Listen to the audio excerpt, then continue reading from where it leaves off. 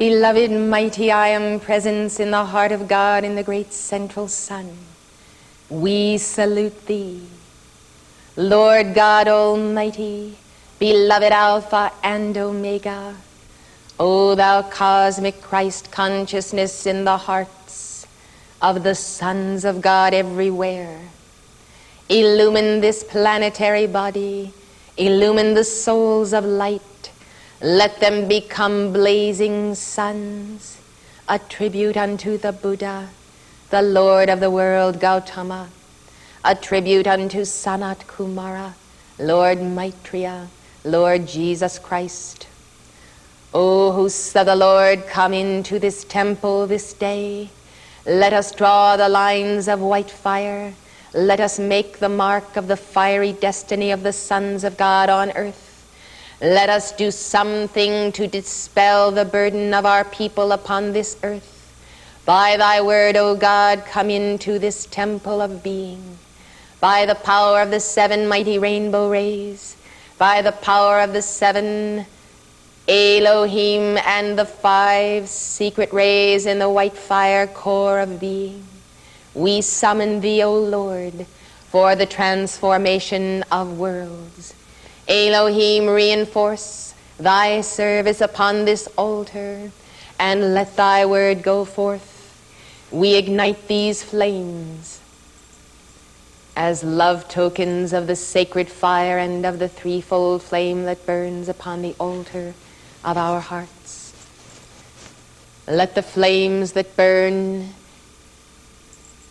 in our home of beloved Alpha and Omega now charge these flames and be one with them. Let our heart now amplify and be one with the heart of Shambhala, the heart of community. O threefold flame of Shambhala, now be one with a threefold flame in our hearts. Expand and amplify and multiply the action of that flame in this mighty hour of world liberation. In the name I am that I am, we invoke the tube of light, not only for ourselves and this sanctuary, but unto all keepers of the flame worlds without end, around every cupbearer of the light of the cosmic Virgin. Let them be sealed in violet flame in the mighty tube of light, in the blue lightning of divine love, of the mighty Buddha, of the lapis lazuli. We call unto the great healing Buddha.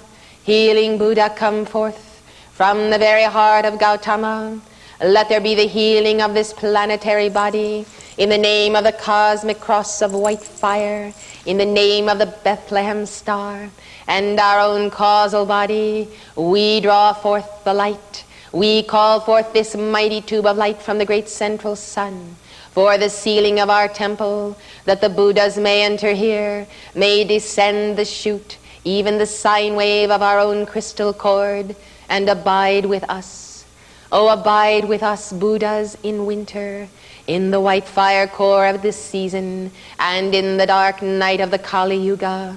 O Buddhas of the great central sun, by our love, by our intense love, we send forth the signal, come forth, and now assist all sentient life unto God realization. Together. Oh my God, I am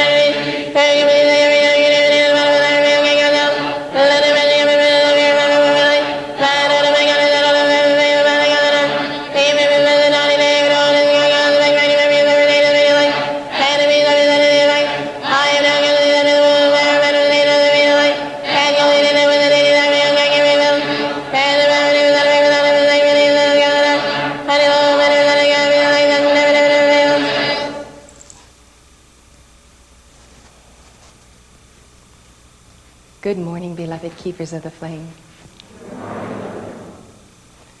In the name of the mighty Buddhas of the sacred fire, let us give that most wondrous prayer, the keeper's daily prayer. Let us take our books and be seated.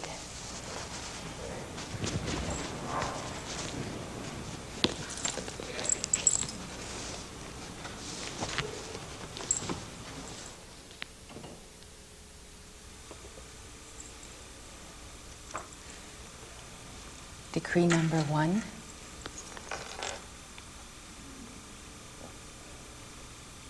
We are meditating upon the threefold flame within our hearts, with the purest love for the Almighty, for this gift of God's self-awareness. We have come together in this communion of hearts, our retreat of the Buddhas in winter, to determine, by all the love of which we are made, to expand this sacred fire, to illumine a world, to heal its people, to raise up the consciousness of the people into the very heart of the Buddha and the Christ, for all else is vanity. Let us then expand this mighty fire by the intensity of our desire, which is God's desire in us, to be God. Together. A flame is active, a flame is vital, a flame is eternal. I am a God flame of radiant love from the very heart of God in the great central sun, descending from the Master of Life. I am charged now with beloved Helios and Vestus, Supreme God Consciousness and Solar Awareness. Pilgrim upon earth, I am walking daily the way of the ascended Master's victory that leads to my eternal freedom by the power of the sacred fire this day and always, continually made manifest in my thoughts, feelings, and immediate awareness, transcending and transmuting all the elements of earth within my 4 lower bodies, and freeing me by the power of the sacred fire from those misqualified foci of energy within my being. I am set free right now from all that binds by and through the currents of the divine flame of the sacred fire itself, whose ascending action makes me God in manifestation, God in action, God by direction, and God in consciousness. I am an active flame, I am a vital flame, I am an eternal flame, I am an expanding fire spark from the great central sun, drawing to me now every ray of divine energy which I need, and which can never be requalified by the human, and flooding me with the light and God illumination of 1,000 suns, to take dominion and rule supreme forever everywhere I am. Where I am, there God is also, unseparated forever I remain, increasing my light by the smile of His radiance, the fullness of His love, the omniscience of His wisdom, and the power of His life eternal, which automatically raises me on Ascension's wings of victory, that shall return me to the heart of God, from whence in truth I am come to do God's will and manifest abundant life to all. We call for the mighty flame of cosmic Christ illumination. We call for the expansion of that flame around this world. We call for the amplification of that mighty fire of wisdom within these hearts. O mighty flame of Shambhala, come forth. Gautama Buddha, beloved Lord Maitreya, beloved Lord Jesus Christ and Kuthumi, Bodhisattvas, saints and disciples, devotees of the living word of the Buddha and of the cosmic Christ and of the cosmic Virgin, we salute thee, we summon thee now. Place the mighty electronic presence of the Buddha over each and every one of these devotees. Beloved Guru Padmasambhava, come forth in the infinite light now, and by cosmic Christ illumination, let there be a penetration of the veils of ignorance. Let there be a penetration now of the veils of ignorance. Let there be the consuming of darkness. Let there be consumed now all density, especially around the chakras of the light bearers of this planet, I demand they be cut free by the mighty sword of the Buddha, by the mighty sword of the Mahakali. Beloved flame of the great central sun, we stand and we are determined to peel back the very density of ignorance and malice, animosity, and all hate and hate creation directed against our beloved Saint Germain, the manifest one of the Aquarian age. In his flame and in his name, we invoke now the full power of illumination's light for the victory of the great central sun on earth as in heaven. Let it be done, O God. Let this mission of our coming, bearing the flame of illumination, be fulfilled, and let us ascend only when it is fulfilled. Beloved God and Goddess Meru, come now to our hearts, illumine the pathway before us, and without question, definitely without question, consume within us, by our leave and by our vow, all human selfishness and self-concern, all pettiness and sense of injustice. Burn through, O Jophiel and Christine.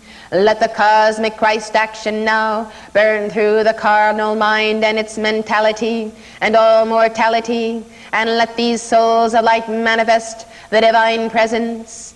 Let them see the mighty view of cosmos. Let them stand on the summit of being, on the very summit of Zion now. Let them behold the infinite. Let them behold the stars of God as the causal body of his sons. Let them behold by co-measurement their place in cosmos against the backdrop of the infinite. Lord God Almighty, enter our hearts and give us the illumined vision for action in this year now dawning as the great hope and love and joy of our Mother Vesta, bringing to us now the revelation on the cosmic screen of a new dawn of the golden pink glow ray, and another opportunity to bring light to all who are our brothers and sisters on the path. O children of the Most High God, hear the call of the World Mother. The World Mother summons thee from all lethargy and preoccupation in the human consciousness. Come apart now and be a separate generation of light for the deliverance of worlds. We decree it in the name I am that I am, Sanat Kumara. Let us take together our wonderful call to illumination. The first yellow decree. By your love, beloved ones, and by your fiat, you can intensify the action of the science of the spoken word. You are the one that has the power to accelerate, to intensify. You can be anything you want to be as long as it is lawful in the will of God. But you must pour the concentrate of an undivided desire into the very heart of God. You must be the magnet. The mere recitation of the words is not the point. These words are cups. You must fill them with your desire, your determination, and your love. You are the generator that brings forth this cosmic action. Let us see what we can do now in the understanding that we are God. We are God's awareness of himself. We will determine just how much we will send forth, how loud will be the call, and therefore how full will be the echo and the return. It's all up to you individually on the path of the ascended masters, what you take from this communion and what you do with it. It is all between your soul, your free will, your heart's fire. Let us understand how key is the individual in the decision to be a God-free being. Together, in the name of the beloved, mighty, victorious presence of Almighty God, I am in me, my very own beloved holy Christ self and holy Christ selves of all mankind.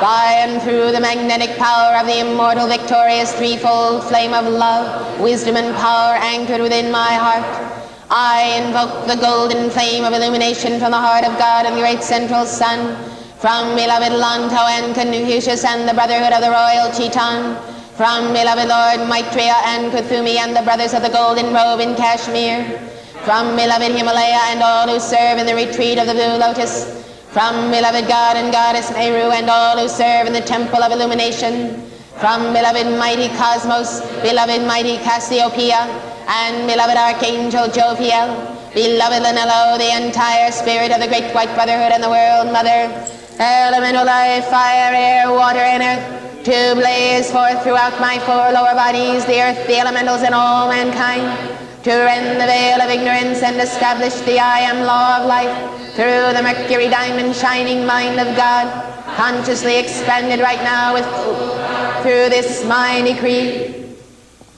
Living Christ within and round me, blazing illumination flame, wise abundance now surround me, God dominion ever reign. Crown my brow with golden radiance from the wisdom of thy light. Crown my doings with the evidence of illumination's Christed might.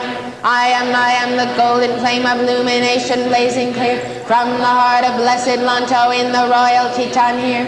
Blaze, oh blaze, thy shining radiance through my inner being now. Shed true light upon my pathway by a beam from wisdom's brow. Light expand up to encircle every nook upon our globe. Come bring every man your blessing, brothers of the golden robe. Living Christ now all about me, blaze with all thy wisdom's power. Thy truth blazing, none can doubt me, expanding in me every hour. Crown my heart and mind with fire, kindled on thy altars bright. Let a halo of thy wisdom honor every child of light. Hail thou holy royal Teton, brothers of the wisdom reign. Intensify thy golden radiance, let the sun of light hold sway. Come Cassiopeia, Elohim, give wisdom to perceive the perfect pattern for each life, its way and means to weave. Blessed Jophiel, Archangel, there set forth on wisdom's page the edict that will usher in the coming golden age. Living Christ within and round me, blazing illumination flame, wise abundance now surround me, God dominion never reign. Crown my brow with golden radiance from the wisdom of thy light. Crown my doings with the evidence of illumination's Christed light. I am the golden flame of illumination blazing clear from the heart of blessed Lanto in the royal Teton here.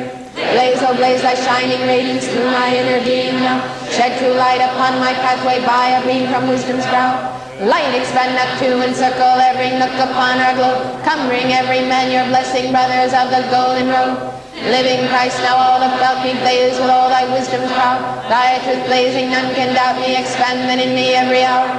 Crown my heart and mind with fire, kindled on thy altars bright. Let a halo of thy wisdom honor every child of light. Hail thou holy royal Teton, brothers of the wisdom ray, intensify thy golden radiance, let the sun of light hold sway. Come Cassiopeia, Elohim, give wisdom to perceive the perfect pattern for each life, its way and means to weave. Blessed Jophiel, Archangel, there set forth on wisdom's page the edict that will usher in the coming golden age. Living Christ within and round me, blazing illumination flame, wise abundance now surround me, God dominion never reign. Crown my brow with golden radiance from the wisdom of thy light. Crown my doings with the evidence of illumination's Christed might. I am the golden flame of illumination blazing clear from the heart of blessed Lanto in the royal Teton here. Blaze, oh blaze, thy shining radiance through my inner being. Light expand up to encircle every nook upon our globe. Come bring every man your blessing, brothers of the golden robe. Living Christ now all about me, blaze with all thy wisdom's power. Thy truth blazing, none can doubt me, expanding in me every hour. Crown my heart and mind with fire, kindled on thy holy heart. Let a halo of thy wisdom honor every child of light. Hail thou holy royal Teton, brothers of the wisdom ray. Intensify thy golden radiance, let the sun of light hold sway. Crown Cassiopeia, Elohim, give wisdom to perceive the perfect pattern for each life, its way and means to lead. Blessed Jophiel, Archangel, be set forth on mission's page the edict that will usher in the coming golden age. And in full faith I consciously accept this manifest. And in full faith I consciously accept this manifest. And in full faith I consciously accept this manifest. Right here and now, with full power, eternal sustain all power here, ever expanding the world and world of all our ways, and light and free. Beloved I am, beloved I am, beloved I am. The Buddhas have summoned us on an urgent note. You have come because they have called. Some of you have come to spend 3 months with the Buddhas. We are not here to teach the traditional teachings of Buddhism any more than we are here to teach the traditional teachings of Christianity. These are self-evident. Books may be secured, and you may establish your foundations in Buddhism or in Christianity through the texts that are more than 2,000 years old. We come in a very vital moment in the age of the Buddhas to hear their current message and to understand the path of the Buddha with a practical realism as to what is happening in the here and now. America is the land where the Buddha must come into preeminence. Our own founding father, George Washington, attained by the flame of his art, by the flame of his heart, to the path of the Buddha. And our Lunello gives to us the crown, the finishing of that which was begun by Godfrey. And so, as we invoke illumination, and the answer to our call is immediate, we are concerned with action. When the light goes forth from our hearts, what does it contact? What does it press against? The light of illumination is the flame of the Buddhic mind. Therefore, it comes in contact immediately with its antithesis within ourselves and within this planetary body. Immediately we are face to face with the initiation of why we have been embodying upon earth. What is our karma? What have we left to do to realize to the fullness of the cup of life the path of Buddhahood? Last night we went over with the fingers of our minds the ancient vows we have taken. We realize that we are in the full swing of the path of the Buddha with the teachings of the ascended masters already given. We have a great burden upon us. I have a great burden of light. It is the burden of the Lord's teaching, and to publish it. And in its publishing, all of us will know more and more about this path. We see the ray go forth, and we see the block of the intensity of the rocks of darkness. We see what is blocking the ship of Maitreya. And we have an urgent message from the Darjeeling Council and the Council of the Royal Teton, that unless we bring certain illumination on a consciousness which is coming over America like a dark hand, the path of the Buddha and of the Christ will no longer be self-evident. Some of you may have taken note, as I have, the Time magazine, which every year awards the award of Man of the Year, gave that award this year to the home computer. It is now no longer Man of the Year, it is the Machine of the Year. We can always say, well, these are the trends of the times, they are harmless. But in fact, they are not harmless. For a long time, people have been thinking about creating mechanization man, not only in the recent century, but for millions of years.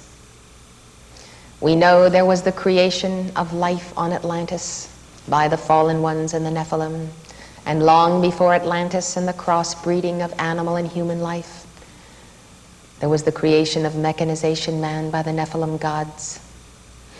And we must keep on going back and realize that if when the Nephilim arrived in their spaceships, they had Homo erectus on Earth to modify and produce Homo sapien, that Homo erectus himself had to have been created, and all of the forms prior to that. So we can see that genetic engineering, as the vain imitation of the path of the Buddha, has been ongoing for millions of years in this matter cosmos. In this year, 1982, there have been some startling turns in the road of the thinking of our people. One single movie, E.T., has produced a revolution of sympathy for extraterrestrials, a replacement of Jesus Christ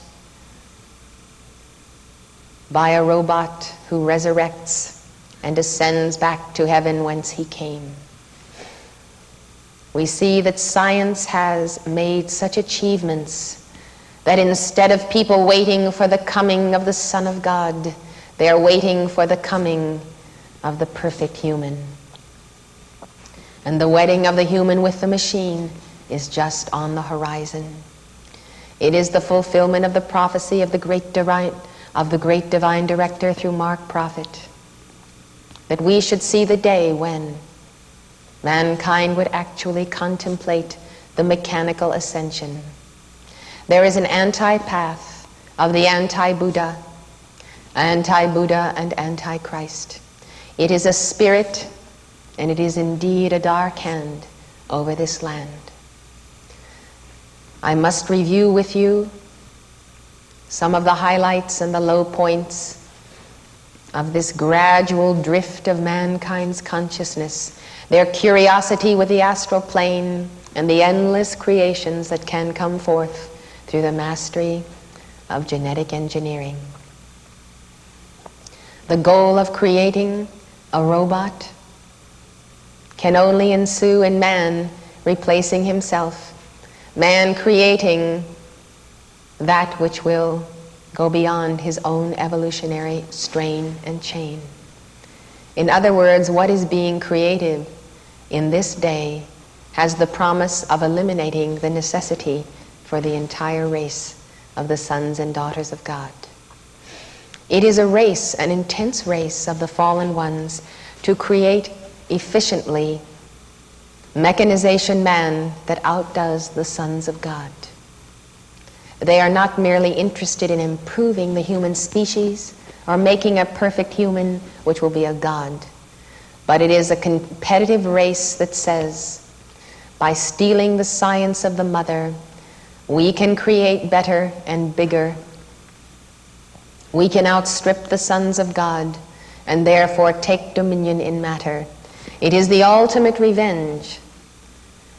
And what we are about to review will show us where we must place our attention, past, present, and future, on the records of this horrendous misuse of the life force that has sunk continents, destroyed planets, and deprived the sons of God of the path of the ascension for millions of years.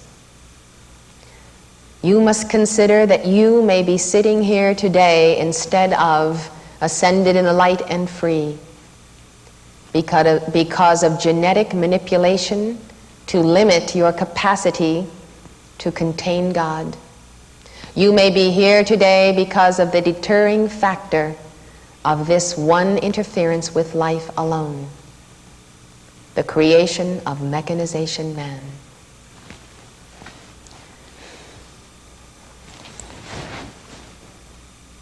We are going to be reviewing this morning some films that have been made this year and in the past. What are their psychological ramifications in this day and our own attitude toward the new science? You may be surprised to learn that the first film on robots was made in 1897. It was called Gugusi and the Automaton by George Méliès. 1910 saw the beginning of Frankenstein. 1914 was a film, Der Golem. The golem is the creation in Jewish lore of a mechanization man within the ghettos of Europe, supposedly to spy on the Christians who were supposedly killing the Jews. This film, Der Golem, by Paul Wegener, was released then in 1914. In 1916, there was a film, Homunculus, a 6-part serial based on the novel by Robert Reinert. In 1918, there was a film, All Round, first of several film versions of the book by Hans Heinz Evers. 1920, again, Der Golem. 1926, Metropolis. 1931, Frankenstein. 1935, The Bride of Frankenstein. The Soul Marrying the Monster. 1935, Phantom Empire. 1936, Undersea Kingdom. 1939, The Son of Frankenstein. 1944, Dreams That Money Can Buy. It's about a girl with a manufactured heart. 1951, The Day the Earth Stood Still. 1951, Captain Video, a serial. 1952, Zombies of the Stratosphere. 1954, Tabor the Great. 1954, Gog, based on the story by Ivan Tors. 1954, Target Earth, From the Deadly City. 1956, Forbidden Planet. 1957, The Invisible Boy. 1968, 2001, A Space Odyssey. George Lucas, 1970, THX 1138. 1971, Silent Running. 1973, Westworld. 1974, Terminal Man. 1976, Logan's Run. 1977, Demon Seed. 1977, Star Wars. You can see that there has been an ongoing fascination with robots. As a matter of fact, a simple washing machine, a simple toaster, anything that performs for us is the beginning of the robotic creation. And there is nothing wrong with using science and technology to relieve the drudgery of life on Earth. There comes a place where the line must be drawn, and it's the place where the individual begins to feel inferior to his own servant, the machine itself. The place where he desires to unite with it, where he lusts after the superior mind, the psychic ability of the robot consciousness, and therefore allows himself to then be ruled by the robot creation. The proverbial "let George do it" is let the robot do it. There is a slothfulness and a laziness on the part of the sons of God, so ready to abdicate their threefold flame and let the machine perform what he must perform in order to exercise and expand spiritual potential.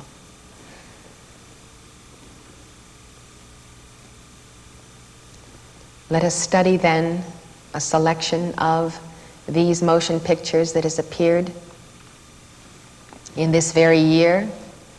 Let us look at art in the motion picture industry as the great imitator of life. I'm sure that last summer will be remembered as the summer of movies. Millions exchanged $5 bills for a few hours of fantasy. 3 of the most important films, E.T., The Extraterrestrial, Blade Runner, and Tron, each give us a vision of the future, someone's vision of the future. And the impact that they make is due in part to the fact that each fantasy is confined to the realm of conceivable scientific knowledge and technical invention. The fact that it is conceivable allows people to open the lens of the third eye, take it all in, therefore having it recorded in the etheric body and the etheric plane. And each person who has an acceptance of what he is seeing on film therefore becomes a generator to bring into manifestation by the real eye magic of God what is projected as our mechanical, technological future. By playing upon the minds of laggards in the movie industry who have created these films, the extraterrestrials themselves, the fallen ones, the powers that be on the astral and physical plane, therefore may create by image, on film, exactly what they need to alter the state of consciousness of practically an entire planet. The power of real eye magic, which you have and contain within your third eye, is the ultimate power to create. And because people do not understand they are co-creators with God, their creative power is being used by those who have been cut off from God, who no longer have access to His light to create. And so they use the people of God in their ignorance to become living, human, and spiritual generators of their designs. Unless the individual has considerable mastery in watching these films and closing the chakras, there is almost an automatic process of the recording in the subconscious, especially through the vibration of sympathy for the individuals on the film. The desire, the sympathy, the recording, the image that remains becomes that which grinds out day by day the showing forth upon the screen of nature of that which we are shown on these films. It will take not only the violet flame and illumination to erase the harm that has been done, but it will also take the judgment calls to challenge and expose those who are the great mind manipulators of the centuries. They did it on Atlantis, and in civilizations of which there are no longer any record on this planet and others. We're seeing it again, and we have to weigh individually and personally in our lives just what price we are having to pay and how much of a setback we personally are experiencing and the planet is experiencing to the divine plan because of this infiltration, this sliding into the lens of the collective human consciousness of images that are calculated to destroy. Images that are calculated to link the humanity of Earth with the same Nephilim gods that genetically engineered their particular strains long, long ago. One can feel and see that they are returning now to use this creation to other designs and purposes. Just as the mighty Elohim and Sanat Kumara and the 7 holy Kumaras come to initiate humanity in a 10,000-year cycle of the activation of the crown chakra, so there is that diversion to hook the chakras into the space computers of the spacecraft. Let us see then with our own eyes what is being done. Art, it is said, imitates life. But art also anticipates the future. In fact, it may even direct the future. What the artist does in many cases is interpret the unconscious in a form that makes it a concrete reality. Thus, in our time, it has been said that life itself imitates art. All people upon earth have subconscious records of previous interaction with extraterrestrials. Therefore, the memory being there, yet great fear surrounding that memory, the films give to us an easy way to accept through fantasy what is troubling us in the deepest, innermost recesses of our being. One of the most potent art forms of the 20th century, the motion picture, has given art an even greater semblance of reality. For some faced with the uncertainties of war, economic collapse, or personal dissatisfaction, Hollywood presents a desirable alternative to their daily existence. Recent scientific studies on the effects of television have found that avid viewers willingly suspend disbelief over what is paraded across the screen. In fact, many of them believe that what they see is more real than what they experience. This is clearly the crossing of a line when art and entertainment become more real than one's daily life, when individuals escape into the astral plane through the television set to experience that which is stimulating to the nerve centers. The nerves in the body continually stimulated with a heightened and intense assault that we have on television and motion pictures. We're no longer satisfied with an ordinary, peaceful existence. And therefore, these escapes into another reality become an addiction in themselves, like sugar, like nicotine, like alcohol, like drugs.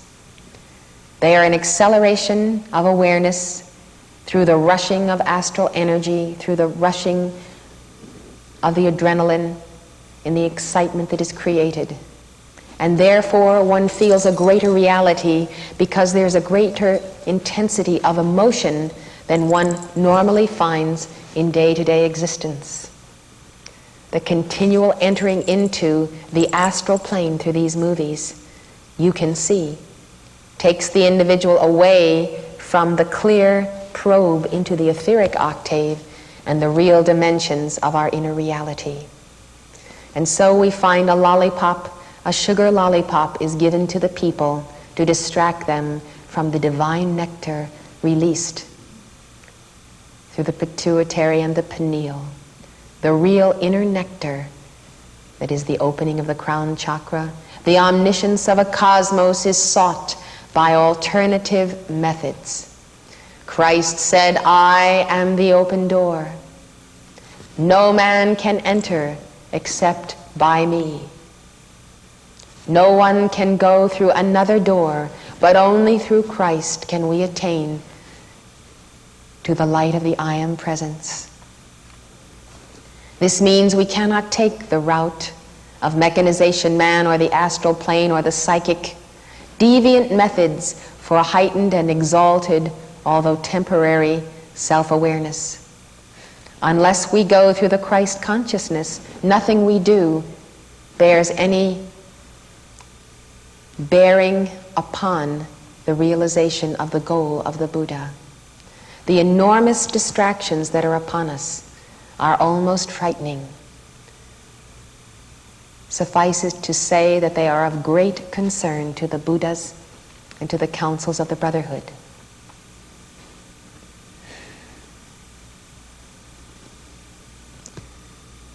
The fantasies that come across to us in the motion picture industry, though considered mere entertainment, are written with our subconscious in mind, very clearly, very definitely on the drawing boards. And it is in the intent of the producers and the writers that the impact of these films permanently alter our way of life. Ben Brady, a 12-year veteran of the television and film industry, discusses the importance of playing to the audience's unconscious guilt in his book, The Keys to Writing for Television and Film.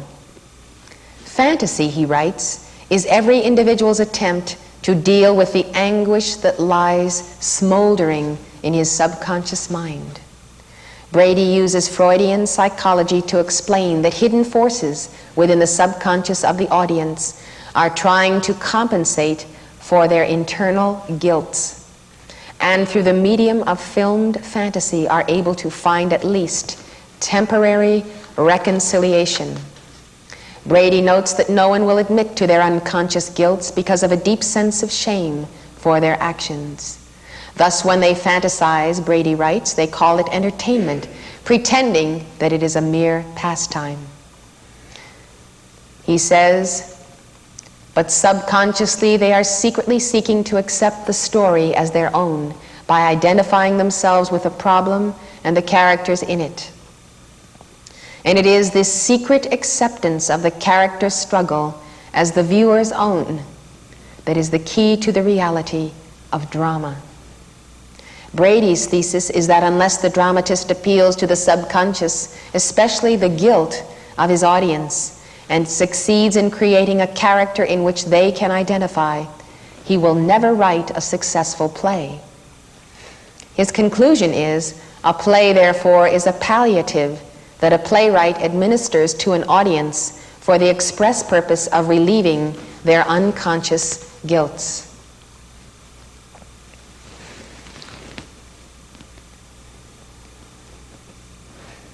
With this sophisticated psychology in mind, we can ask ourselves what subconscious guilt could be assuaged by watching Blade Runner, a cops and robbers tale set in the 21st century involving human replicants, or E.T., the story of a small boy and his extraterrestrial, or Tron, a series of life and death struggles inside the world of a giant computer system. We must ask ourselves, could it be that each film in its own way probes to the depths of the subconscious, contacting a very ancient race memory of this planet? Does the audience harbor in the subconscious recesses of their minds unconscious guilt for participation in the creation of tailor-made men, for contact with reptilian extraterrestrials, or for submitting to a world run by the artificial intelligence of advanced computers?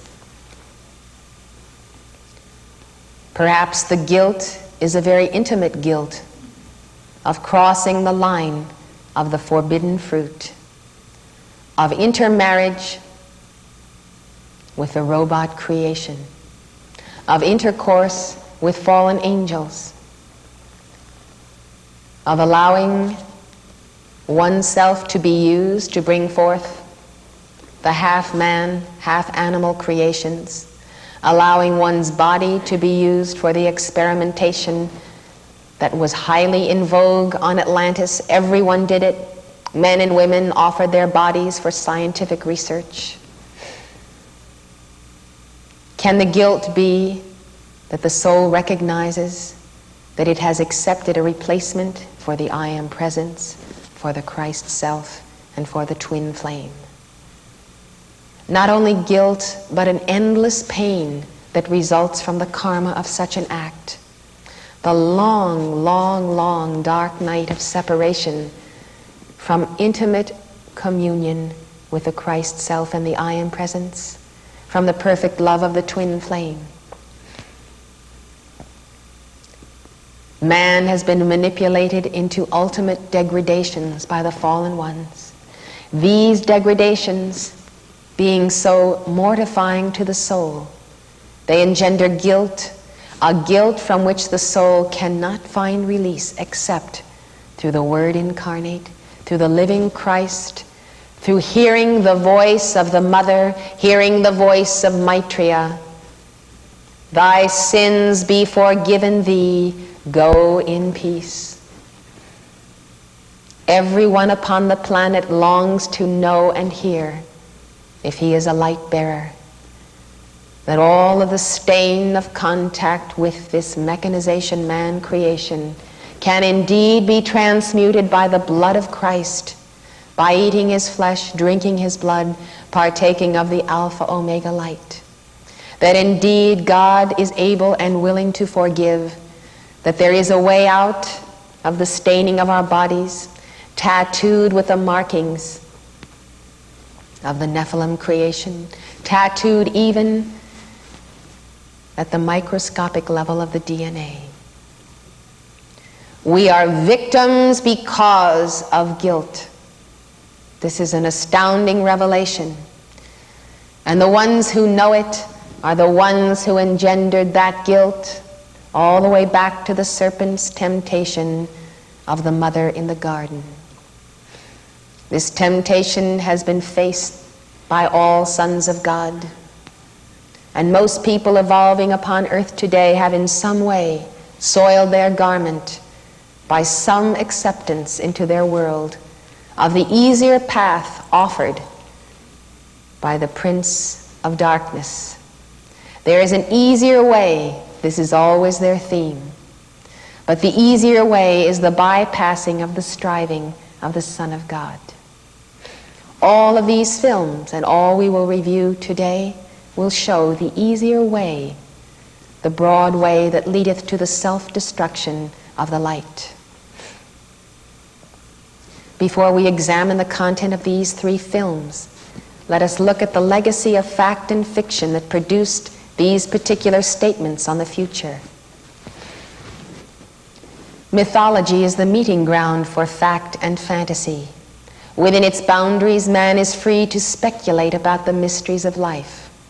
And one of the oldest beliefs found in the body of ancient planetary lore is that man himself was the first synthetic creation. Along with guilt is the anxiety and the fear. Am I the synthetic creation? The desire to know, the fear at having to face such a possibility. And of course that fear exists because people think that they are their flesh and blood vehicle. You really are not that vehicle, you are the soul within it. And therefore, it doesn't matter whether the vehicle is a Ford or a VW or a Toyota or a Cadillac.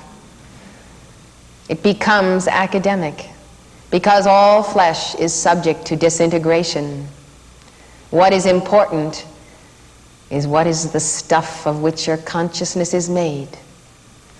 There has been so much programming and manipulation of the races of earth that we do not look for the perfect flesh and blood being to define the avatar.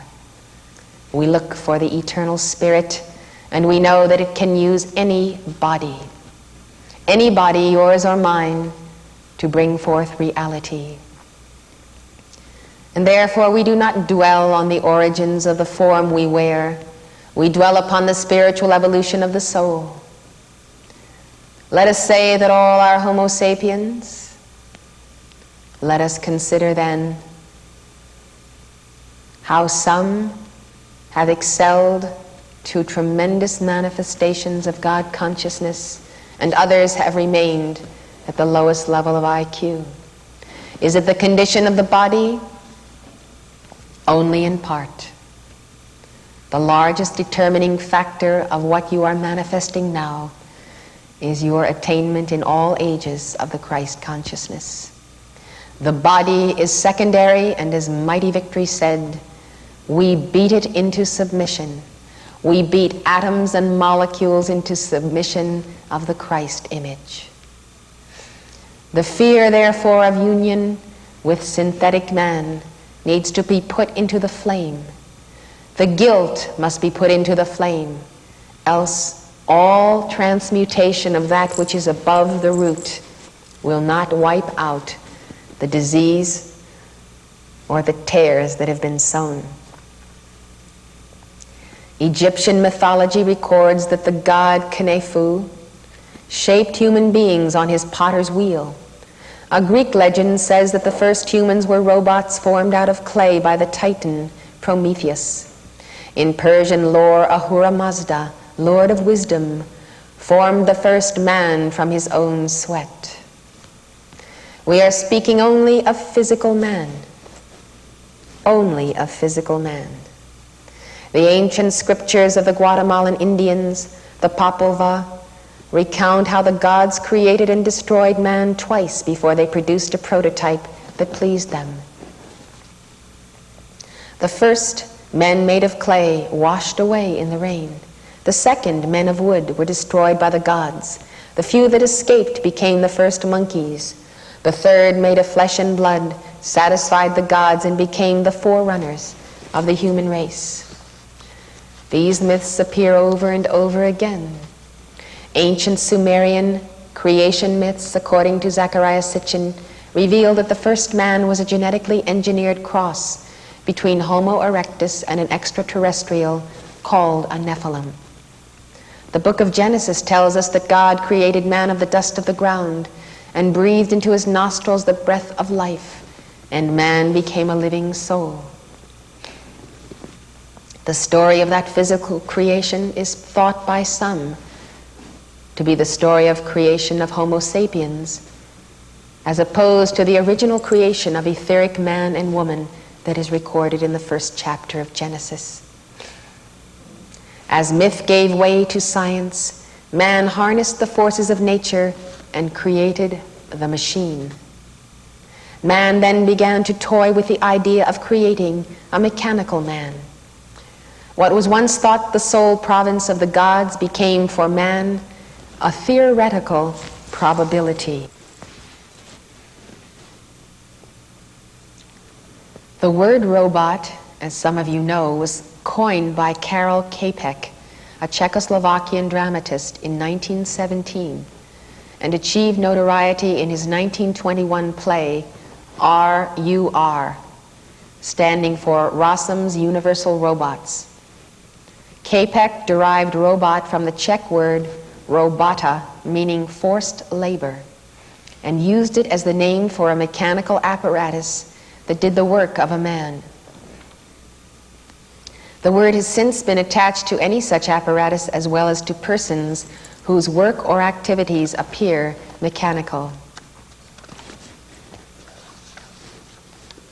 The robots in Čapek's drama look and behave like humans, and they work twice as hard. But there's an important difference. The robots have no feelings and no souls. In the course of the play, the robots do all the world's work. Then they wage all the world's wars, and finally they rebel and destroy their creators. You are not as strong as the robots. You are not as skillful as the robots, says the leader of the rebellion to the humans. I want to be master. We find that robots, increasing in intelligence and capacity, will always rise up to destroy their creator because they hate their creator who made them. They wish they had never been born because without a threefold flame, there is no ultimate point to their existence. You will find then that this hatred is the core of a robot creation because it is the very core of the reason that the Creator created the robot. Hatred for Almighty God and His preferential treatment to the sons of God, whereas He cast out of heaven the rebellious angels, and therefore those angels lost their place, lost their opportunity to be co-creators with God. But they took with them what they knew of the science of creation, and they have never stopped trying to create a superior being to man. They do not do so for any benevolent reason. They do only this to get even. The creation of mechanization man is the ultimate revenge of the fallen angels led by Lucifer and Satan against the sons of God.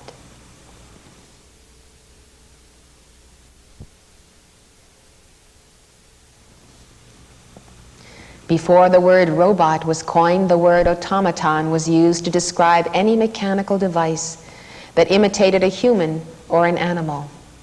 Android, coming from the Greek andros, meaning man, and eidos, meaning form, was applied to any machine constructed to imitate the appearance and actions of man. Recently, the word android has come to mean robots made of flesh. The first automated or robot devices in history were mechanical toys called automata. Archytas of Tarentum, about 400 to 350 BC, built a wooden pigeon that could fly. And Hero of Alexandria, a 2nd century BC Greek scholar, reportedly constructed birds that chirped, drank, and flew. He is also credited with the construction of an automated theater, complete with tiny robot figures that marched and danced. In the 13th century, St. Albertus Magnus, as legend has it, spent 30 years constructing a servant of deceptively human appearance, out of metal, wood, glass, wax, and leather. The robot, it is said, opened the door, asked visitors what they wanted, and engaged them in polite conversation. Thomas Aquinas, Magnus, famous student, destroyed the creature, believing it to be the work of the devil. In the 15th century, Leonardo da Vinci created an automated lion in honor of Louis XII's visit to Milan. As the king entered the city, the lion walked toward him, stopped, and opened its chest with a claw, revealing the fleur-de-lis coat of arms of France. The fleur-de-lis, of course, symbol of the threefold flame, shows at subconscious level the desire for the robot to have a threefold flame. In fact, to be co-equal with the king. It is like the ploy of Leonardo, placed there in saying, I too can be king. In the 16th century, Rabbi Judah Loew reportedly created a giant robot, or golem, out of clay. The golem came to life when a piece of paper with God's secret name, the Tetragrammaton, was placed in its mouth. The golem supposedly protected the Jews from persecution. Some legends speak of how golems were used by their creators for evil purposes. Others record how these creatures turned on and destroyed their creators. In the 18th century, two Swiss clockmakers, Pierre-Jacques Dreux and his son Henri Louis, created several mechanical men that either wrote, drew, or played musical instruments.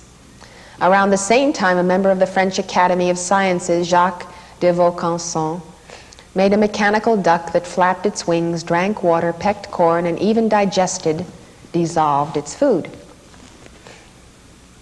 The Industrial Revolution of the 19th century sparked the invention of robot devices to perfect the production of power. The steam and internal combustion engines are two examples. By the mid-20th century, automated machinery could run independently and required no manpower at all. Such technological advancements suggested the theoretical possibility of semi-intelligent robots capable of interaction with humans. In the 1950s and 60s, with the development of cybernetics, the comparative study of the automatic control system of the human nervous system and brain with that of a computer, scientists developed the synthetic robot, a computer simulation model of a human being.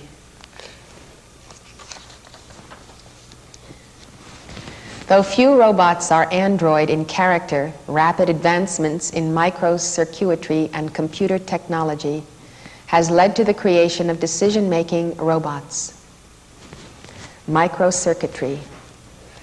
These types of robots are capable of adapting to changes in environments and of selecting the proper solution to a problem from several alternatives stored in their memory circuits. A common example of such a robot is the traffic control signal. Those traffic systems with the most advanced technology are able to adjust their signals in response to information about the number and timing of vehicles fed from sensors in the road surface. Robots were created to be the servants of man and are dependent upon man for their operation.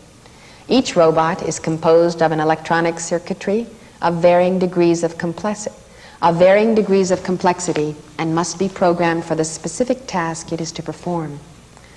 As work with artificial intelligence, AI, increases, so does the ability of a robot to process information, to make a decision, and to act accordingly.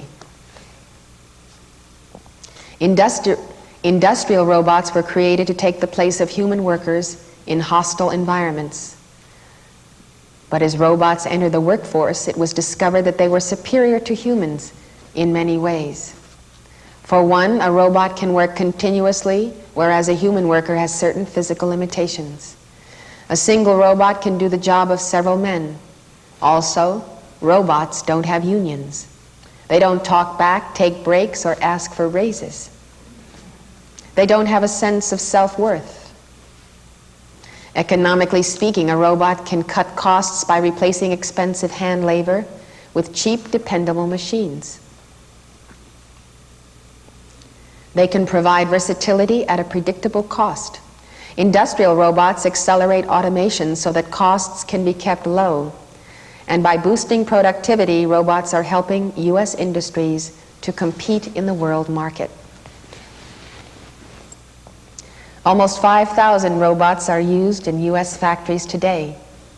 That figure is up from 1,300 in 1979. A securities analyst, Laura Canigliaro, predicts that by 1990, as many as 120,000 robots may have joined the workforce. This means that 1 million workers in the automotive, electrical equipment, machinery, and fabricated metals industries stand to lose their jobs to steel-collar workers. I need your deck. This is a bad one, the worst yet.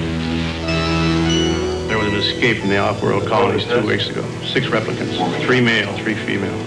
They slaughtered 20. A Blade Runner's job is to hunt down replicants. Manufactured humans you can't tell from the real thing. Robots in human form is the premise of the film The Blade Runner, as it presents us with an image of futuristic society.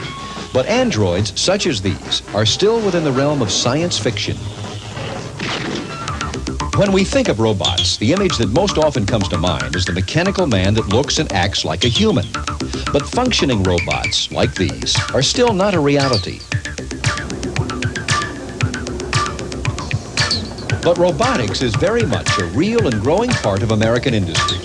Essentially, the robot is a mechanical arm, and although it looks more like a serpent than a human, its movements are very similar to the human arm. They're using robotics for building automobiles. They use them extensively in Japan, and they're upgrading the companies here in this country constantly. And basically for industry, for putting parts together where they don't necessarily have to use people. If it's something that's repetitive, hook it up to a robot and let the robot do it and be able to make more of them faster. What really controls a robot is a computer, also known as the brain. Colleges and universities would use robots like this in courses on robotics, and companies would use a robot like this to evaluate potential applications of robotics in their business. Their low cost makes them ideal for a company or a college that wants to just get into robotics. The Mitsubishi MoveMaster cost $2340 list, and the robotics RC101 controller lists for $2260. So you can get an introductory system for just a little over $4,000. Engineering advances haven't just affected industry, but have been felt in the area of limb prosthetics through application of bioengineering. Basically, prosthetics and orthotics is given more to than we give. We can learn more from the industry than we can give back to them. So it's a very symbiotic relationship with the industry. Bioengineering is pursuing much more than industrial efficiency. It is dedicated to the repair of the human machine and the restoration of happiness and meaningful life to patients formerly considered permanently disabled or hopelessly ill. Since I got my prosthetic, I've lived a perfectly normal life. I ride my bike, I go fishing, I do everything that anybody else can do. Sometimes I have to do things a little bit differently. I might have to think about a different way of doing it, but there's not many things I can't do. The advent of microelectronics is now making possible a revolutionary new generation of artificial limbs. I wear this to go to dinner or to go out when I'm dressing up. It's functional, it opens, it closes, it's got a good pinch, and it will do everything that the hook will do, but it's not as durable. The amputee actually uses his residual muscles to set off an electrode inside this artificial arm. One electrode opens the hand and one electrode closes the hand. And simply by the amputee almost thinking about this muscle impulse in his arm, he can open the hand and close the hand, just like that. Open the hand and close the hand. The field of prosthetics has gone beyond the development of artificial limbs. It is providing rehabilitation of the whole person in the form of artificial organs such as eyes, ears, and noses. I can breathe, I can smell. Without the surgery, I would have died. I've had the surgery, I have the prosthesis, I can go back to being a normal human being now. Although the areas of robotics, bioengineering, and organ prosthetics differ in application, combining certain similar principles, WED Enterprises has developed the audio animatronic system for Disney attractions. Omnivac is the first of a new breed. It's the first really true robot. And indeed, it portends an era of general-purpose machines that respond to human commands and that have a crude intellect of their own. Who are you? I am a great robot. I am wonderful and humble. Omnivac understands what he hears and chooses from an 800-word vocabulary to make his reply. Recite something, please. I cannot think of anything to recite. Recite Shakespeare. There's no Shakespeare. Shakespeare? Yeah, know some. To be or not to be, that is the question. It has nowhere near the intelligence of a child. You might say it could be a child of several million years ago. It's a lower stage of the evolutionary scale. But where human life evolves very, very slowly and intelligence evolves very, very slowly, machine intelligence evolves overnight. This machine is 10 times more intelligent now than it was a month ago. And it will grow at about that rate of intelligence. So who's to say where it will be in 2 years? It will be, what, 500,000 years further down the evolutionary track? Right now it's very, very crude. Essentially, what they are aiming for is to have robots do more in a more versatile manner and be able to adjust themselves to changing conditions appropriately. Be more human, if you like.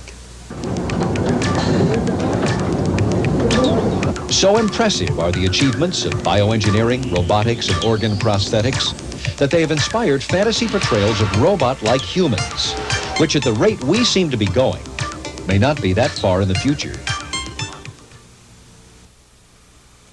Looking and hearing the last scientist speak about how impressive is the evolution of robot intelligence, we can see that he almost has the wonder of an early Christian at the presence of a living Christ, Jesus. Obviously, none of us would take from the handicapped the aids of arms, limbs, and whatever can be done. But when these things become a replacement for the individual necessity to become God, we can see that the thing in itself has therefore caused the individual to relinquish the path of the pursuit of identity. We all know that when we are children and we receive Christmas gifts that we want, somehow there is a lessening of desire, perhaps for other things, or a lessening of desire to be good because now we have what we want. You can see in this woman who now lives as a normal human being with the replacement of the nose, there is the sense, I have this mechanical part, I can be normal. If anything else goes wrong with me, they can fix that too.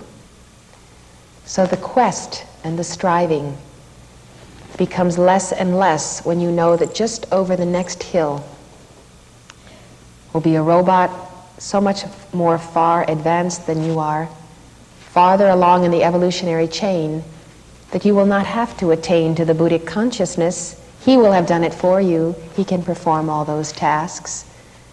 And therefore the presence of these gods, these mechanical gods, leaves people with a sense of satisfaction, at the same time with a sense of malaise, a sense of unwell-being in the environment. Certainly a dissatisfaction with oneself. Why, if a robot can do all these things, why cannot we simply break the barrier of the human brain and look for the ultimate drug or the ultimate union of our human mind with what is now just a household computer, but one day may be that which we can synthesize and connect with the brain and therefore function with omniscience in the matter universe without having to attain the omniscience of God by the lawful initiation of Lord Maitreya in the Garden of Eden. The substitute path is so easy. Take this drug, use this serum, do this, do that, and you have all of the attainment that would have taken you 10 more embodiments to achieve. The shortcut method, the cut rate method, is what we are seeing. And we are seeing the intriguing of the minds of a whole generation with the process itself. They are attending the birth of robots as we are attending the birth of the man-child in our hearts. It's rather shocking to us because we are not gripped with a robot fever as this nation is so gripped. It's hard to believe that for an individual like that scientist, there is no other existence except to accelerate the evolution of the robot. And as he says, who knows what it will be in 2 years? He has a non-accountability that his robot may be the monster of the HAL computer. No sense of the necessity of restraint or holding back. Just let us see what this creation will be. What will it do? Standing back, the great genie of the flame, to behold the creation of man and of the Nephilim gods. It's not a myth of the past. It's happening all over the world right now in laboratories, from China to the Soviet Union to the United States. In 1969, through a joint venture by the Atomic Energy Commission and the National Aeronautics and Space Administration, NASA, the first humanoid was created. Designed for work in extreme and dangerous environments, the humanoid is equipped with artificial arms, a TV camera, and a sound pickup device. A humanoid is intended to improve man's senses or add new ones, and then to do his bidding. Humanoids are designed with human features so that the human operator would be able to identify with it and thereby run it more easily. The identification with the robot, with the human form, is the gradual loss of self-identification. One starts to sense one's reality through the robot that becomes one's companion. And so it is the losing gradually, almost imperceptibly, of the sense of self as the embodiment of the I Am presence. There is a certain lusting after the power of robots and their intelligence, a coveting of what they have. And this lusting after them without paying the price, without being satisfied that we are the brides of the perfect husband, our I Am presence. And that as the bride of Christ, we must be satisfied with what our Maker and our husband gives to us. And so, when there is not enough satisfaction with that union, which contains all bliss, the seeds for going after the alternative creation are present. The covetousness, the envy, the lust, and somehow an area of the mind that says, how can it hurt if I just help myself to a little bit of this to enhance my union with God? If I use it to increase my longevity or my God awareness or all the good I'm doing for humanity, how can God punish me? How can He dare punish me when I enter into so great a service for Him because I have united with a robot creation? So the ultimate justification, let us do evil that good may come, the ultimate compromise of the path of initiation is right here. It is the greatest temptation ever to hit the planet, and it has been with us a long, long time. Many scientists see humanoid or android robots as a technological breakthrough that will allow scientists to conduct hazardous experiments without endangering human beings. Some see robots as the key to freeing mankind from drudgery, so that man will be able to pursue different avenues of work, as well as be open to new vistas of intellectual development.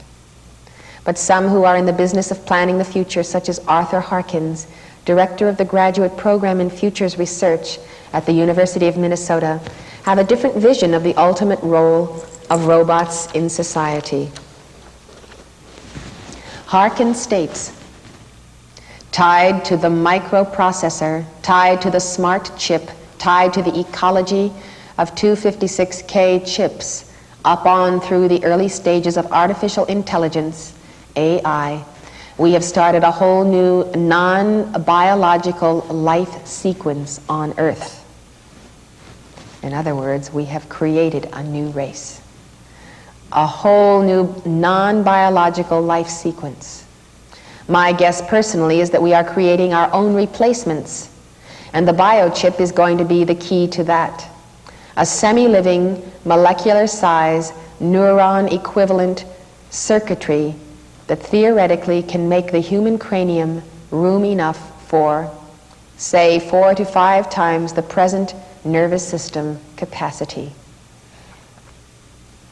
Harkins predicts the human race will gradually become a cyborg phenomenon, a biological system with a non-biological implant, like a tooth filling, in which the best of the AI systems and artificial organs will be implanted and buttressed by genetic engineering.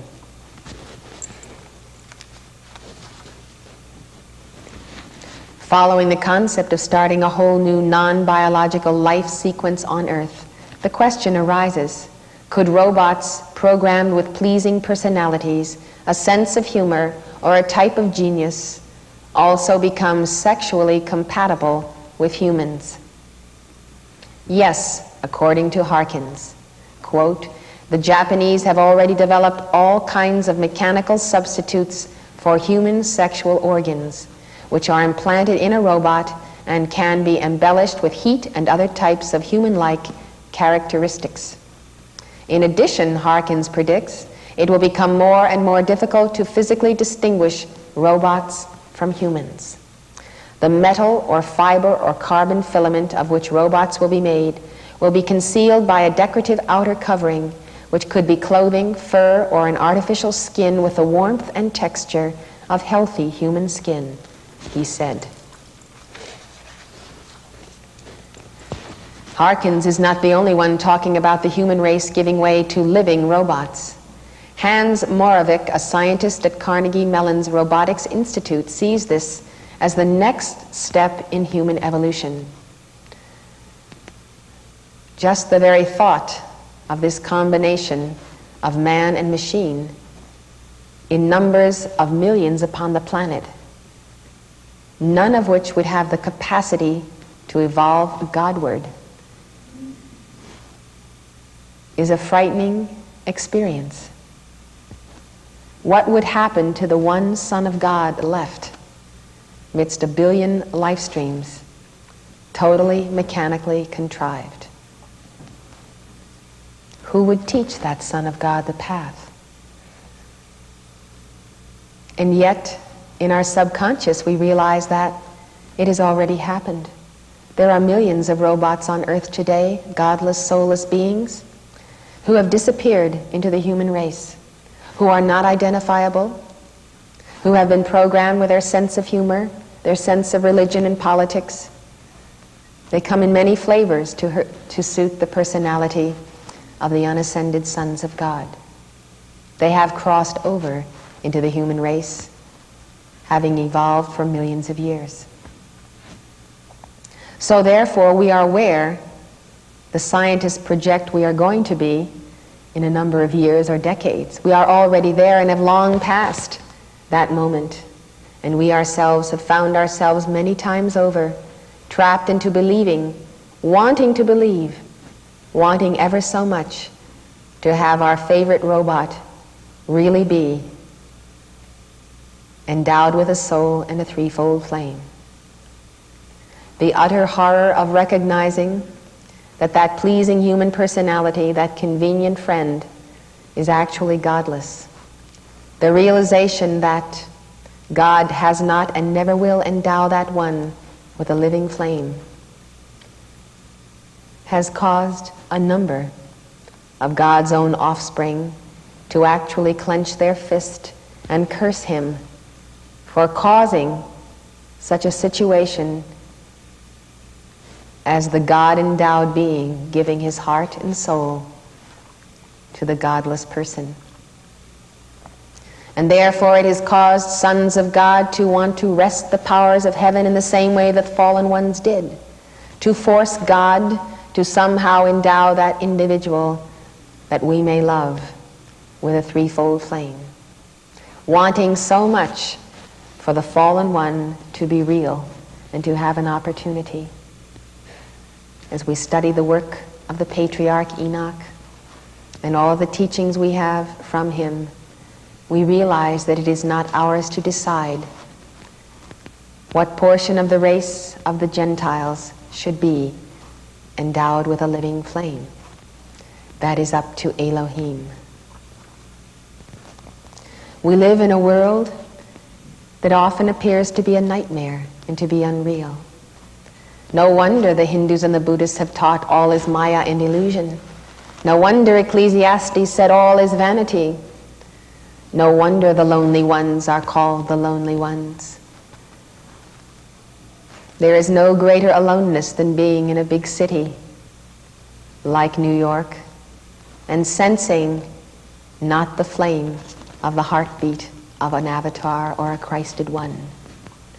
If you've ever been lost in a crowd in New York or in a subway all alone and sensed millions of people almost without identity as cities do to people, you know that it is lonelier than being alone on a mountain or in the desert.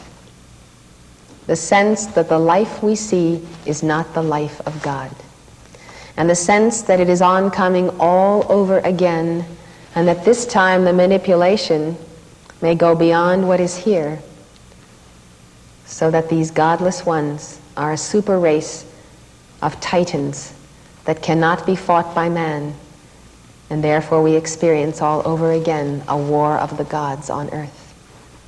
The gods having such destructive powers as to eliminate our platform of evolution as they did on Naldek.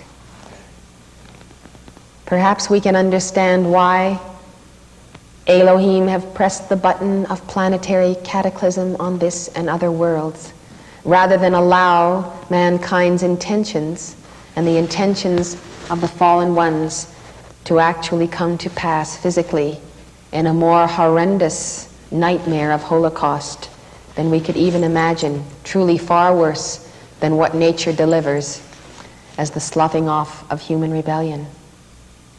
Perhaps we are just touching upon the whys and wherefores of the choices that the karmic board makes, not only in our everyday lives, but in the total directing of the systems of worlds.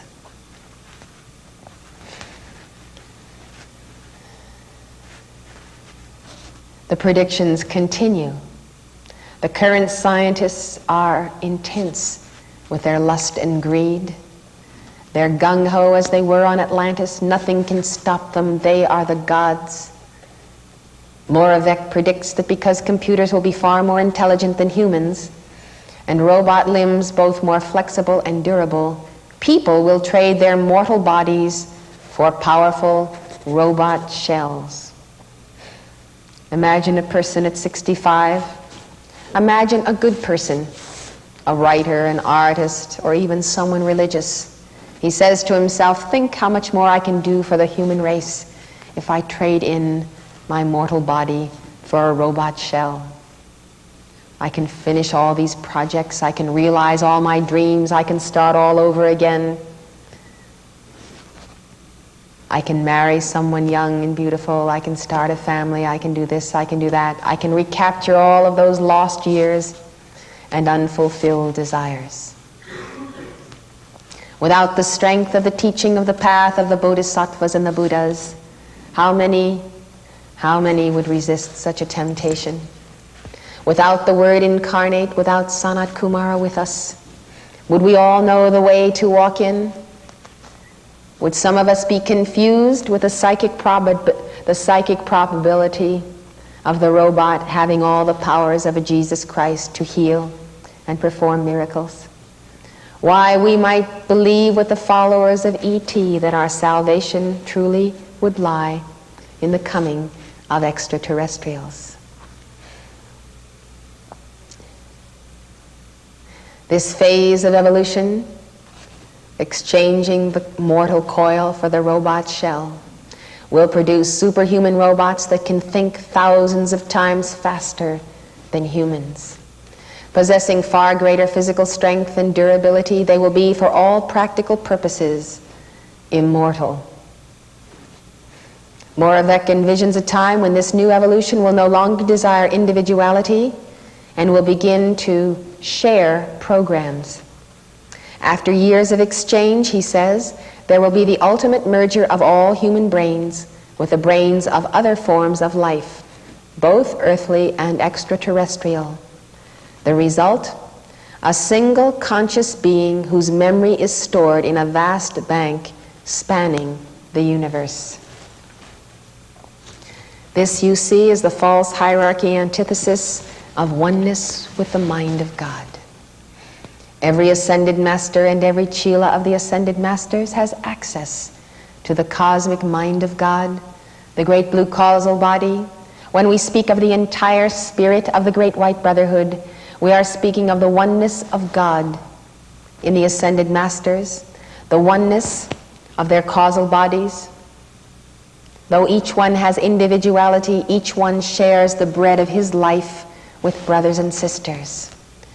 Sitting at a table with cosmic beings, we can see the one who breaks bread, who is the host, who gathers together fellow cosmic beings on the path, would offer the bread of his own life as substance of his causal body.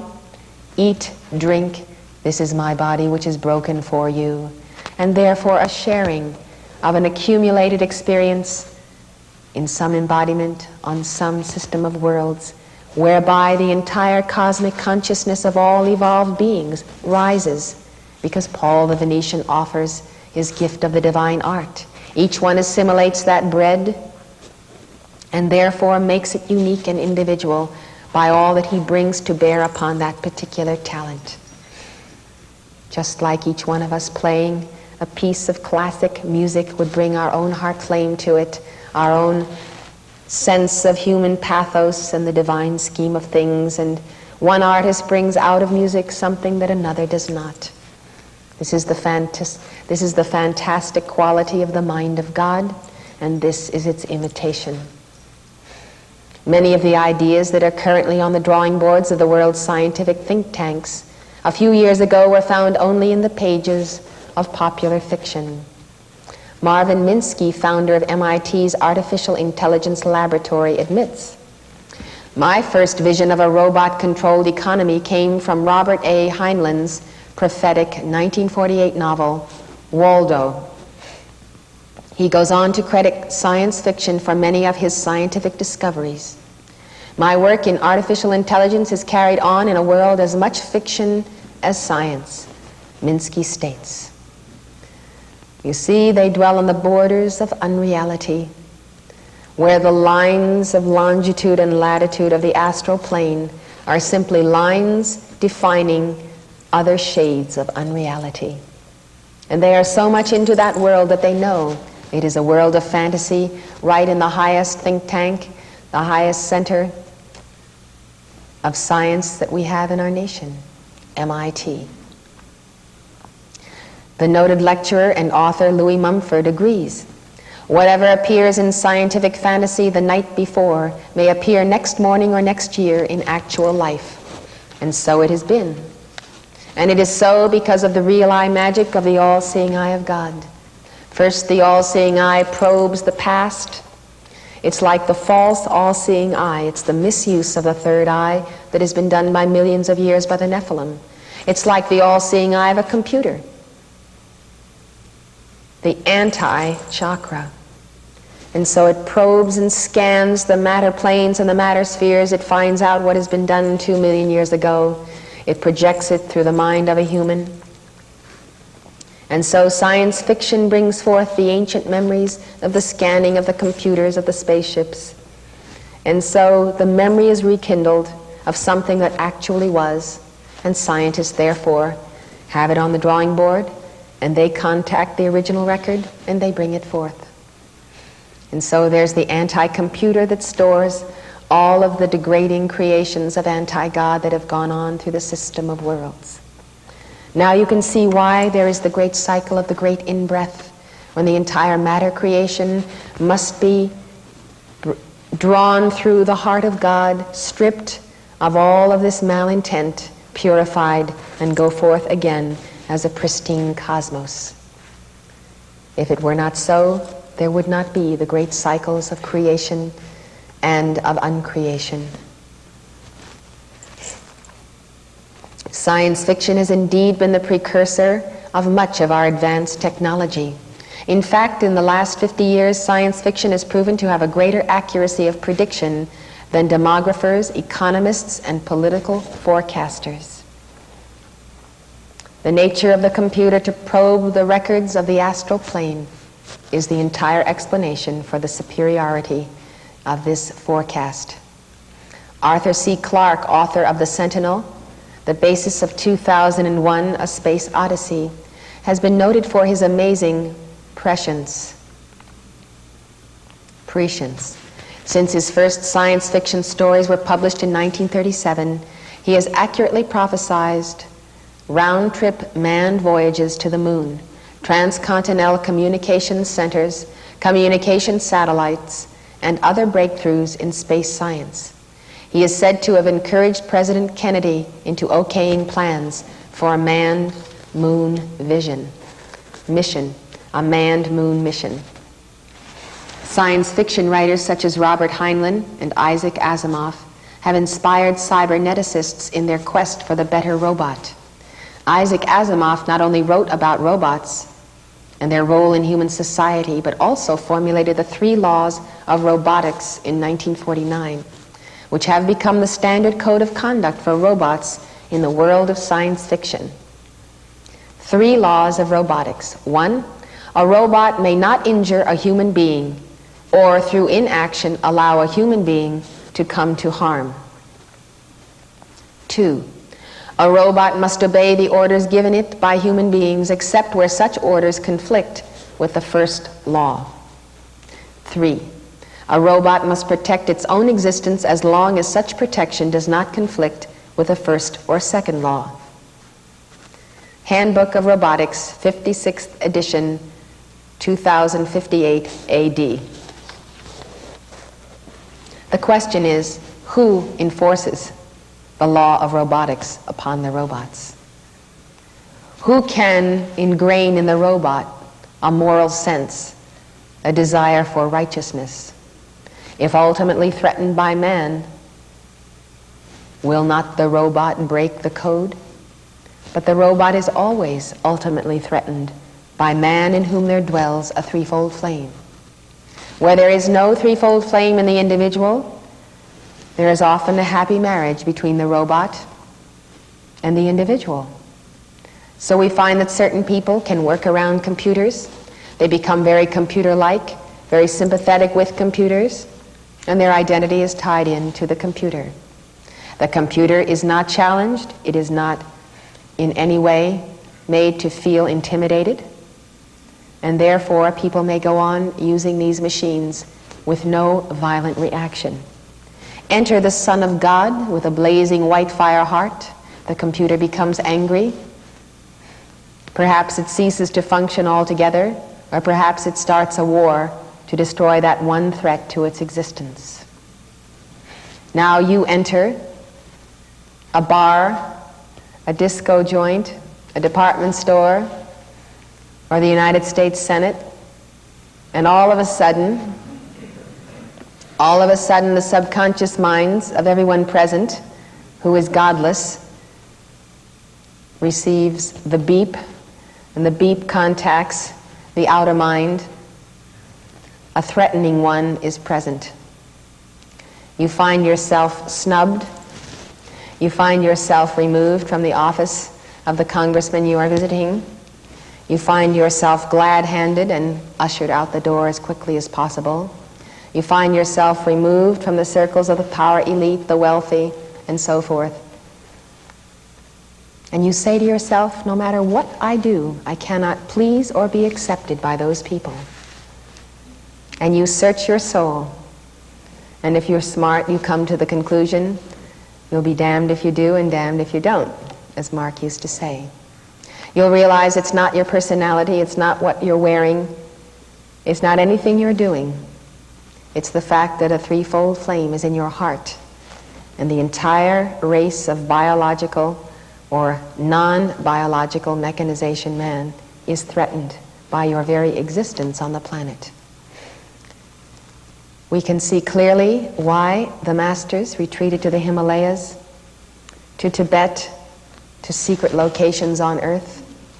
Why, in order to exist free from the onslaught of the threatened ones, the children of the light have had to band together in communities and mystery schools, secure for themselves their livelihood and their economy. The reason is that all come to the place we have come to in this seminar of the Buddhas in winter, where you decide, come what may, you are going to expand with Lord Lanto, the yellow flame within your heart, and you begin to expand it, and its light rays go out, and the signal is read on the farthest planetary systems by extraterrestrials who realize that a God is incarnate on earth, and they all move against that one before that one can actually join the feast that is recorded in Revelation, the Great Supper of the great God, where there is the assimilation, the transmutation, which is an act of the Buddha, of the flesh and the creation of the fallen ones. In other words, they will eat you before you eat them. So if we are going to become one with the Buddhas, if we are going to determine not to allow our threefold flame to be reduced to a certain size, to be kept in a lead ball, to be confined by all of the confinements they have contrived on the planet, if we really are going to become bodhisattvas, if through us the Buddhas will manifest, we have to understand that this involves the warfare of the fallen ones, which they declare upon Christ incarnate. So it is to be or not to be. And the robot uses the quote because he realizes his existence is at stake. He will not continue to be if the sons of God survive in physical embodiment. If God always has a messenger upon earth, always has chelas of the will of God, always has bodhisattvas, the robot creation will not survive because it is vanity. And therefore, it's a question of him or me, says the robot. Therefore, I must destroy those in whom the God flame burns, and I must work with those who are the godless like me. That's the quote of a robot. When you understand the bottom line of existence, you understand power politics on planet Earth, Nephilim style. And you begin to understand how certain people relate to you and why. In fact, your threefold flame is the discriminating intelligence that tells you, by your own extrasensory perception, who is coming into the circle of your awareness, and for what reason. It becomes absolutely emphatic to develop heightened sensitivity of light and God consciousness, just for self-defense in the age of the coming of the Superman robots. We must gain higher powers of Buddhahood to survive, to assert our God dominion. We cannot stay at the limited level they have put us and survive the robots that are oncoming. And we is our posterity, our children and their children, who will inherit the inner retreat that we build. If they don't have something more God consciousness, more flame, if we don't make the sacrifices as families to give birth to the highest avatars who can create the new race of light bearers, then in the ultimate battle of Star Wars of the sons of God against the machine, will they have a chance? Will they survive physically? Or will the earth no longer have a single son of God walking and living upon it? This is what must be contemplated by us as the true futurists of the planet. Futurists are those who study what will happen in the future. We must be very interested and concerned about our life wave, our life stream, not only our personal ascension. I think everyone here thinks that somehow we individually, even without community, might make our ascension. We have the violet flame, we have the teaching, we could always go off and live somewhere in the North Woods in a tiny cabin and be a hermit if all else failed, do our decrees and hopefully ascend.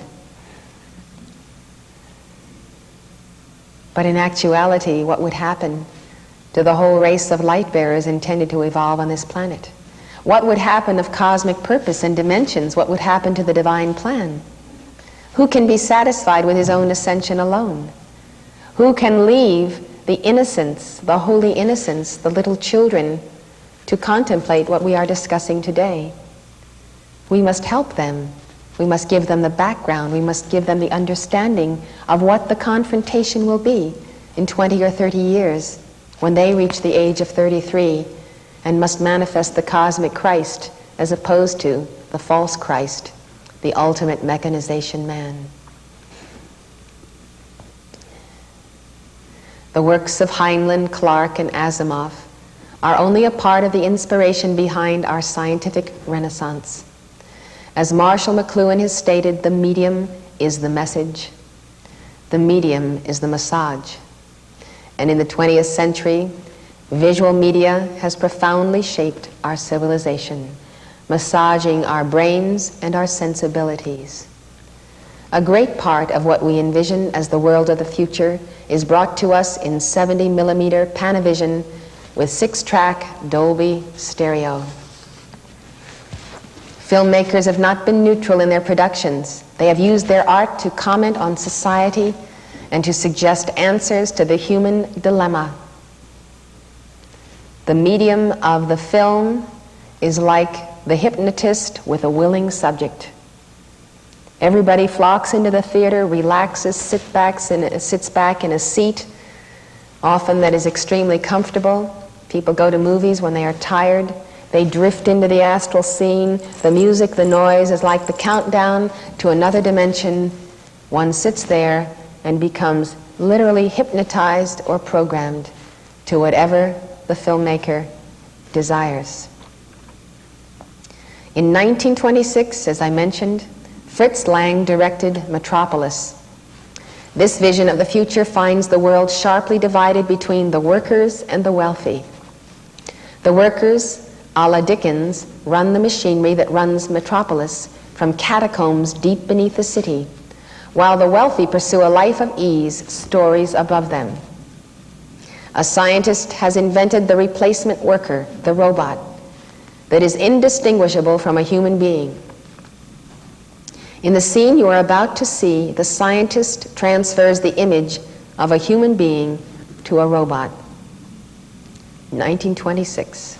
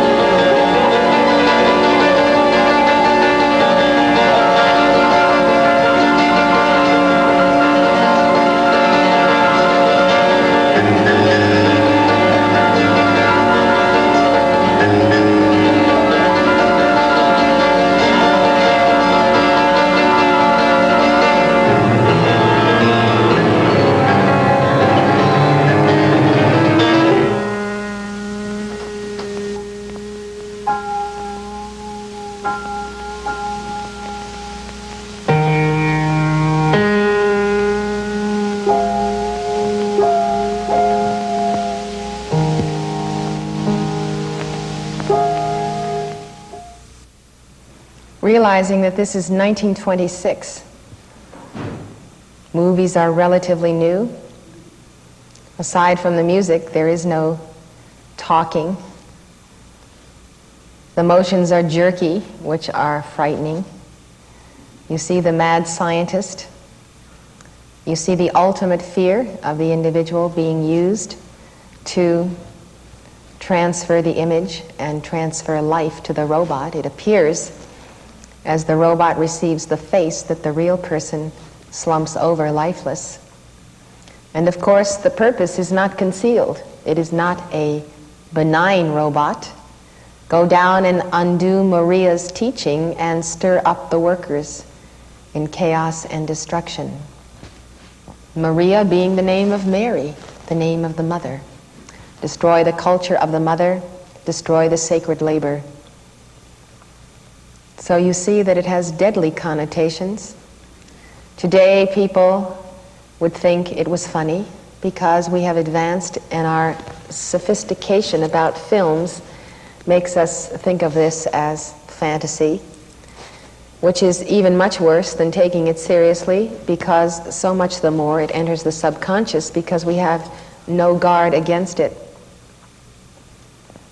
Today, this kind of music and piano playing, of course, no longer incites the fear it did then, but you can imagine this type of sound reaching the people and the ultimate fear that oneself may be used in the creation of a monster that may destroy life. Now that fear, as we earlier read, already exists, and the guilt in the subconscious already exists. Else people would not watch and respond to these. The curiosity is because there is a knot in the subconscious. People cannot get past their ancient memory of something to do with this process. The ancient fear that sometime, somewhere, they were put to sleep in that allegory of God taking the rib of Adam while he is in sleep and creating another person. Take the perversion of that, which is a symbolical act of taking the mother out of the father and the white fire core of being. And there is the ancient fear and guilt that somehow someone put us to sleep, someone took from us our life, someone used it for something else. We know that people who've been taken into spaceships in our own decades of recent years have been put to sleep, taken in spaceships, they've been monitored, they have had all kinds of things done to them, they've come back with no memory of the experience. And then all of a sudden the memory is triggered and they tell of what happened to them when they were not in command of their bodies. So this is what is here. It is a terrible fear, and that fear was shown in the beginning when the woman is sucked in by the black magician to be used in this experiment. And that is the fear that you find in the people of Earth, or they would have no reason under the sun to be intrigued, psychically and astrally intrigued with such motion pictures. By 1950, more films began to examine the future in terms of outer space. The Day the Earth Stood Still, Captain Video, Tabor the Great, Target Earth, and Forbidden Planet nurtured the imaginations of the baby boom generation. Then in 1968, with the release of Stanley Kubrick's 2001, the state-of-the-art took a quantum leap forward. Through technological genius, we are transported to the 21st century. And in this world, we confront a parallel evolution to man, the computer. What does a computer do that, as it admits, is incapable of making an error? It, in the case of HAL, decides it is superior to humanity and starts killing the astronauts that interfere with its plans to take over the Jupiter mission. All of this done to the 3/4 time of the Violet Flame waltz music, soothing us into that state of receptivity so that we are not defending ourselves against the deadliness of what we are seeing. It's an amazing use of an ascended master vibration and technology to convey the most deadly experience that we have all feared and perhaps come under, being murdered by a computer.